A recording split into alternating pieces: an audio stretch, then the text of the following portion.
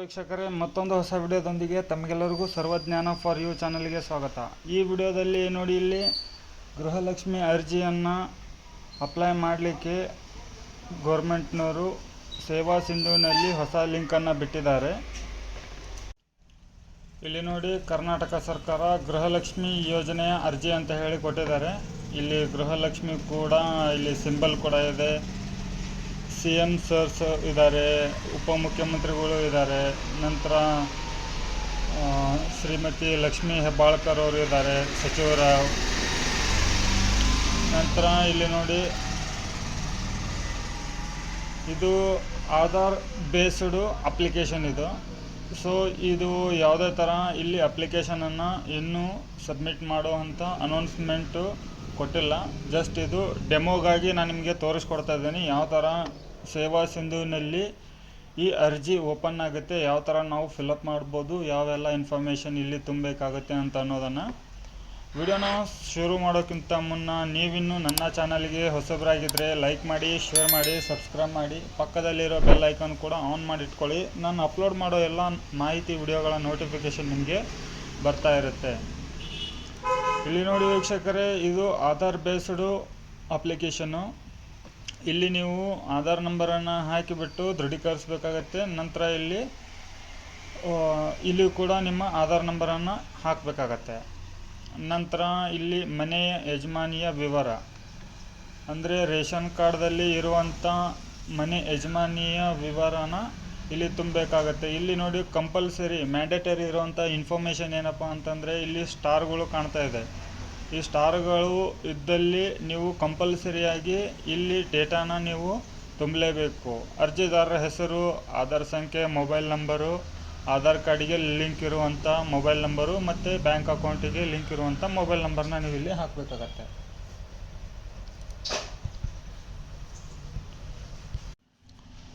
ಇಲ್ಲಿ ನೋಡಿ ವೀಕ್ಷಕರೇ, ಆಧಾರ್ ಸೀಡೆಡ್ ಬ್ಯಾಂಕ್ ನೇಮ್, ನೀವು ಯಾವ ಬ್ಯಾಂಕಿನಲ್ಲಿ ಖಾತೆಯನ್ನು ಹೊಂದಿದ್ದೀರಿ ಮತ್ತು ಆಧಾರ್ ಸೀಡೆಡ್ ಆಗಿರುವಂಥ ಬ್ಯಾಂಕ್ ನೇಮನ್ನು ನೀವು ಇಲ್ಲಿ ಎಂಟ್ರಿ ಮಾಡಬೇಕಾಗತ್ತೆ. ವೀಕ್ಷಕರೇ, ದಯವಿಟ್ಟು ಕ್ಷಮಿಸಿ, ವಿಡಿಯೋದಲ್ಲಿ ಸ್ವಲ್ಪ ನಾಯ್ಸ್ ಭಾಳ ಇರುತ್ತೆ. ಯಾಕಂದರೆ ನನಗೆ ಪರ್ಟಿಕ್ಯುಲರ್ಲಿ ಸ್ಪೇಸ್ ಇಲ್ಲ ವಿಡಿಯೋ ಮಾಡಲಿಕ್ಕೆ. ಆದರೂ ಅದ್ರ ಕಡೆ ಗಮನ ವಹಿಸಬೇಡಿ, ಇನ್ಫಾರ್ಮೇಷನ್ ಕಡೆ ಗಮನ ವಹಿಸಿ ನಿಮಗೆ ಪೂರ ಮಾಹಿತಿಯನ್ನು ನಾನು ತಿಳಿಸ್ಕೊಡ್ತೇನೆ. ಇಲ್ಲಿ ನೋಡಿ, ನಿಮ್ಮ ಪಡಿತರ ಚೀಟಿ, ರೇಷನ್ ಕಾರ್ಡ್ ನಂಬರನ್ನು ನೀವು ಇಲ್ಲಿ ಮೆನ್ಷನ್ ಮಾಡಬೇಕಾಗತ್ತೆ. ಪಡಿತರ ಚೀಟಿ ವಿಧ, ನಿಮ್ಮದು APL BPL ಅನ್ನೋದನ್ನು ಇಲ್ಲಿ ಸೆಲೆಕ್ಟ್ ಮಾಡಿ ಅದನ್ನು ಎಂಟ್ರಿ ಮಾಡಿ.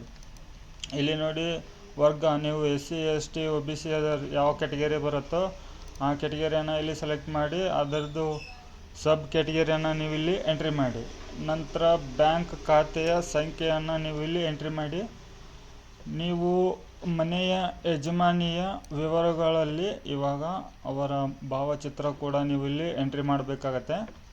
ನಂತರ ಇಲ್ಲಿ ನೋಡಿ, ಬ್ಯಾಂಕ್ ಹೆಸರು ಯಾವುದಂತೇಳಿ ಟೈಪ್ ಮಾಡಿ IFSC ಕೋಡ್ ಹಾಕಿ.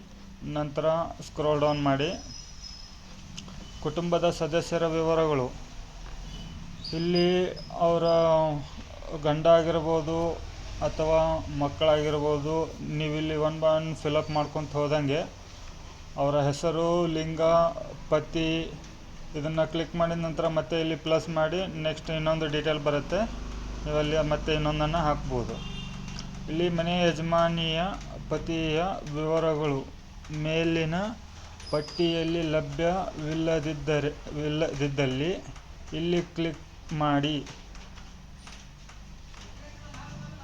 ಮದುವೆ ಆಗಿದೆಯೋ ಇಲ್ವೋ ಅದನ್ನು ನೀವಿಲ್ಲಿ ತೋರಿಸ್ಬೇಕಾಗತ್ತೆ. ಅವರು ಇದ್ದಾರೋ ಅಥವಾ ಮರಣ ಹೊಂದಿದಾರೋ ಅಥವಾ ಬೇರ್ಪಡೆ ಆಗಿದ್ದಾರೋ ಯಾವುದಾದ್ರೂ ಇಲ್ಲಿ ನಿಮಗೆ ಸಂಬಂಧಪಟ್ಟ ಮಾಹಿತಿಯನ್ನು ನೀವಿಲ್ಲಿ ಕ್ಲಿಕ್ ಮಾಡ್ಕೊಳ್ಳಿ. ನಂತರ ಪತಿಯ ಆಧಾರ್ ನಂಬರನ್ನು ಹಾಕಿ, ಪತಿಯ ಹೆಸರು ಆಧಾರ್ನಲ್ಲಿ ಯಾವ ಥರ ಇರುತ್ತೋ ಅದನ್ನೇ ಹಾಕಿ, ಮತ್ತು ಅವರ ಆಧಾರ್ ಕಾರ್ಡಿಗೆ ಲಿಂಕ್ ಇರುವಂಥ ಮೊಬೈಲ್ ನಂಬರನ್ನು ಇಲ್ಲಿ ಹಾಕಿ. ಇದರ ನಂತರ ಘೋಷಣೆ ಇದೆ, ಇಲ್ಲಿ ಇದನ್ನು ಓದ್ಕೊಂಬಿಡಿ. ನಾನು ಅಥವಾ ನನ್ನ ಪತಿಯ ಆದಾಯ ತೆರಿಗೆ ಪಾವತಿಸುತ್ತಿದ್ದೇವೆ. ನೀವು ಟ್ಯಾಕ್ಸ್ ಪೇ ಮಾಡ್ತಾ ಇದ್ದರೆ ಹೌದಂತ ಹಾಕಿ ಟ್ಯಾಕ್ಸ್ ಪೇ ಮಾಡ್ತಾ ಇಲ್ಲ ಅಂತಂದರೆ ಇಲ್ಲಿ ಇಲ್ಲ ಅಂತ ಹಾಕಿ. ಇಲ್ಲಿ ನಿಮಗೆ ಎರಡು ವಿಷಯ ಗಮನದಲ್ಲಿ ಇರಲಿ ವೀಕ್ಷಕರೇ. ನೀವು ಟ್ಯಾಕ್ಸ್ ಪೇಯರ್ ಇದ್ದರೆ ನಿಮಗೆ ಈ ಯೋಜನೆಯ ಬೆನಿಫಿಟ್ಟು ಸಿಗೋದಿಲ್ಲ. GST ಪೇ ಮಾಡೋರು ಅಥವಾ ಟ್ಯಾಕ್ಸ್ ಪೇ ಮಾಡೋರು ಇಲ್ಲಿ ಅವರಿಗೆ ಈ ಯೋಜನೆಯ ಬೆನಿಫಿಟ್ ಸಿಗೋದಿಲ್ಲ. ಹಾಗಾಗಿ ನಿಮ್ಮ GST ಪೇ ಮಾಡ್ತಾ ಇದ್ದರೆ ನೀವು ಅಪ್ಲಿಕೇಶನನ್ನು ಹಾಕಲೇಬೇಡಿ. ಓಕೆ, ನಂತರ ಜಿಲ್ಲೆ ಸೆಲೆಕ್ಟ್ ಮಾಡಿ, ತಾಲೂಕು ಸೆಲೆಕ್ಟ್ ಮಾಡಿ. ಇಲ್ಲಿ ಒಂದು ಘೋಷಣೆ ಇದೆ. ಈ ಘೋಷಣೆನ ಓದ್ಕೊಂಬಿಡಿ. ನಾನೇ ಹೇಳ್ಬಿಡ್ತೇನೆ ಒಂದ್ಸತಿ. ನಾನು ಒದಗಿಸಿರುವ ಎಲ್ಲ ವಿವರಗಳು ನನ್ನ ತಿಳುವಳಿಕೆಯಂತೆ ಸಮರ್ಪಕವಾಗಿದೆ. ನನ್ನ ಕುಟುಂಬ ಅಥವಾ ನಾನೇ ಮನೆ ಒಡತಿಯಾಗಿರುತ್ತೇನೆ. ನಾನು ಒದಗಿಸಿರುವ ಮಾಹಿತಿಯು ಯಾವುದೇ ಕಾಲದಲ್ಲಿ ಸುಳ್ಳೆಂದು ಕಂಡುಬಂದರೆ ಕಾನೂನಿನ ಕ್ರಮಕ್ಕೆ ಒಳಗಾಗಲು ಹಾಗೂ ನಾನು ಪಡೆದ ಗೃಹಲಕ್ಷ್ಮಿ ಯೋಜನೆ ಸೌಲಭ್ಯವನ್ನು ಸರ್ಕಾರಕ್ಕೆ ಮರುಪಾವತಿಸಲು ಬದ್ಧಳಾಗಿರುತ್ತೇನೆ ಎಂದು ಈ ಮೂಲಕ ದೃಢೀಕರಿಸುತ್ತೇನೆ. ಇದರ ಅರ್ಥ ಏನಪ್ಪ ವೀಕ್ಷಕರೇ ಅಂದರೆ, ನಾನೇನಾದರೂ ಈ ಫಾರ್ಮಲ್ಲಿ ಅಥವಾ ಈ ಯೋಜನೆಗೆ ಸುಳ್ಳು ಮಾಹಿತಿಯನ್ನು ತುಂಬಿದರೆ ನಾನು ಒಪ್ಕೊಳ್ತೇನೆ. ಮುಂದೆ ಏನಾದರೂ ಸಮಸ್ಯೆ ಬಂದರೆ ನಾನು ಪಡೆದಿರುವಂಥ ಹಣವನ್ನು ವಾಪಸ್ಸು ಸರ್ಕಾರಕ್ಕೆ ಒಪ್ಪಿಸ್ತೇನೆ ಅಂತ ಹೇಳಿ ಒಂದು ದೃಢೀಕರಿಸಲಾಗಿದೆ. ಅದರ ನಂತರ ಇಲ್ಲಿ ಚೆಕ್ ಮಾರ್ಕ್ ಇದೆ ನೋಡಿ, ಐ ಅಗ್ರಿ ಮೇಲೆ ಕ್ಲಿಕ್ ಮಾಡ್ಕೊಂಬಿಟ್ಟು ಇದು ಅಡಿಷ್ನಲ್ ಡೀಟೇಲ್ಸ್ ಏನಂತಂದರೆ, ಇದೆಲ್ಲ ನಮಗೆ ಮಹಿಳಾ ಮತ್ತು ಮಕ್ಕಳ ಅಭಿವೃದ್ಧಿ ಕೇಂದ್ರದಿಂದ ನಮಗೆ ಈ ಫೆಸಿಲಿಟಿ ಸಿಗ್ತಾ ಇರುತ್ತೆ ಮನೆ ಯಜಮಾನಿಗೆ. ಇದು ಆಟೋಮೆಟಿಕ್ಲಿ ಡಿಫಾಲ್ಟಾಗಿ ಇರುತ್ತೆ, ಇದನ್ನು ಚೇಂಜ್ ಮಾಡ್ಕೋಬೇಡಿ. ನಂತರ ಇಲ್ಲಿ ಕ್ಯಾಪ್ಚಾ ಕೋಡ್ ಕಾಣ್ತಾ ಇದೆ ನೋಡಿ, ಈ ಕ್ಯಾಪ್ಚಾ ಕೋಡನ್ನು ಇಲ್ಲಿ ಎಂಟ್ರಿ ಮಾಡಿಬಿಟ್ಟು ನೀವು ಸೇವ್ ಆದರೂ ಮಾಡ್ಕೊಳ್ಳಿ ಅಥವಾ ಸಬ್ಮಿಟ್ ಆದರೂ ಮಾಡಿ. ಸದ್ಯದಲ್ಲಿ ಯಾವುದೇ ಥರ ಅಪ್ಲಿಕೇಶನ್ ಇನ್ನೂ ಅನೌನ್ಸ್ ಮಾಡಿಲ್ಲ ಸಬ್ಮಿಟ್ ಮಾಡು ಅಂತ ಹೇಳಿ. ಜಸ್ಟ್ ನಾನು ನಿಮಗೆ ಮಾಹಿತಿಯನ್ನು ತಿಳಿಸ್ಕೊಡ್ತಾ ಇದ್ದೇನೆ. ನೆಕ್ಸ್ಟ್ ವಿಡಿಯೋದಲ್ಲಿ ನಾನು ನಿಮಗೆ ಈ ಅಪ್ಲಿಕೇಶನ್ ಮೇಲೆ ಲೈವ್ ಪ್ರೂಫ್ ಆಗಿ ಒಂದು ಅಪ್ಲಿಕೇಶನನ್ನು ಹಾಕಿ ತೋರಿಸ್ತೇನೆ. ಇದು ಒಂದು ಮೆಥಡ್ ಆಯಿತು. ಇನ್ನೂ ಒಂದು ಮೆಥಡ್ ಇದೆ, ನಾನು ಅದನ್ನು ಕೂಡ ನಿಮಗೆ ತೋರಿಸ್ತೇನೆ. ಇದು ಆಧಾರ್ ಬೇಸ್ಡು ಮೆಥಡ್. ಇದು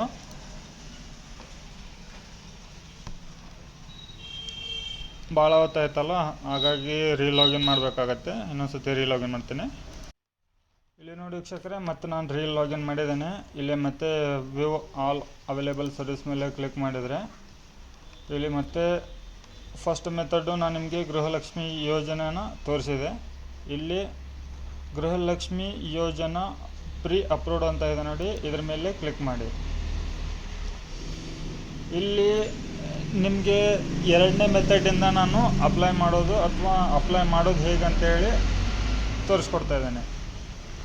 ಇಲ್ಲಿ ನೋಡಿ, ಮೊದಲನೇದು ಬೇರೆ ಥರ ಬಂದಿತ್ತು, ಇವಾಗ ಬೇರೆ ವೇ ಅಲ್ವಾ ಇದು. ಇಲ್ಲಿ ಕೂಡ ಬೇರೆ ಥರನೇ ಇದೆ. ಇದು ವೈಯಕ್ತಿಕ ವಿವರಗಳು. ಇದು ಪಡಿತರ ಚೀಟಿ ಅಂದರೆ ರೇಷನ್ ಕಾರ್ಡ್ ಡೀಟೇಲ್ ಮುಖಾಂತರ ನೀವು ಇಲ್ಲಿ ಅರ್ಜಿಯನ್ನು ಸಲ್ಲಿಸೋದು. ಪಡಿತರ ಚೀಟಿ ಸಂಖ್ಯೆನ ಇಲ್ಲಿ ಮ್ಯಾಂಡೇಟರಿ ಕಂಪಲ್ಸರಿ ಇರುತ್ತೆ. ಈ ಸ್ಟಾರ್ ಮಾರ್ಕ್ಗಳನ್ನು ಫಾಲೋ ಮಾಡಿ. ಈ ಸ್ಟಾರ್ ಮಾರ್ಕ್ ಎಲ್ಲಿರುತ್ತೋ ಕಂಪಲ್ಸರಿ ಅದನ್ನು ನೀವು ತುಂಬಲೇಬೇಕು, ಇಲ್ಲದಿದ್ದರೆ ಅರ್ಜಿ ಸಲ್ಲಿಕೆ ಆಗೋದಿಲ್ಲ. ಪಡಿತರ ಚೀಟಿ ಸಂಖ್ಯೆ ಹಾಕಿ, ನಿಮ್ಮ ವರ್ಗ ಯಾವುದಂತೇಳಿ ಸೆಲೆಕ್ಟ್ ಮಾಡ್ಕೊಳ್ಳಿ. ಮೊಬೈಲ್ ನಂಬರ್ ರಿಜಿಸ್ಟರ್ ಆಗಿರೋಂಥ ಮೊಬೈಲ್ ನಂಬರ್ನ ಹಾಕಿ. ನಂತರ ಅರ್ಜಿದಾರರ ಹೆಸರು ಅಂದರೆ ಮನೆ ಯಜಮಾನಿಯ ಹೆಸರನ್ನು ಇಲ್ಲಿ ಹಾಕಿ.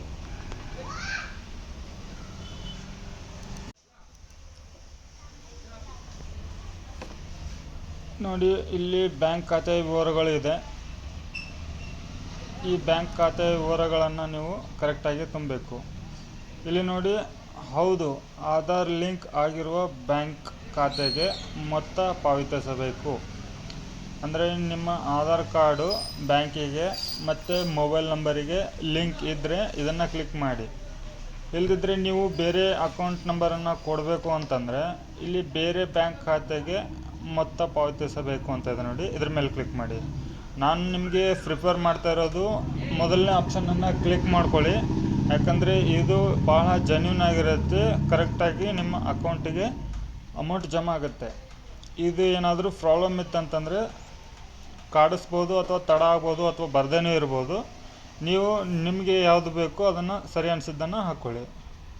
ನಂತರ IFSC ಕೋಡ್ ಹಾಕಿ, ಇಲ್ಲಿ ಬ್ಯಾಂಕ್ ಹೆಸರು ಹಾಕಿ, ಬ್ಯಾಂಕ್ ಖಾತೆ ಸಂಖ್ಯೆ ಹಾಕಿ, ಶಾಖೆ ಹೆಸರು ಹಾಕಿ, ನಿಮ್ಮ ಬ್ಯಾಂಕ್ ಖಾತೆ ಸಂಖ್ಯೆಯನ್ನು ಮತ್ತೊಮ್ಮೆ ಅಂದರೆ ಇಲ್ಲಿ ಕನ್ಫರ್ಮ್ ಮಾಡಿ. ಇನ್ನೊಂದು ಸತಿ ಇಲ್ಲಿ ಒಂದು ಸತಿ ಹಾಕಿದ ನಂತರ ಇಲ್ಲಿ ಇನ್ನೊಂದು ಸತಿ ಕನ್ಫರ್ಮ್ ಮಾಡಿ.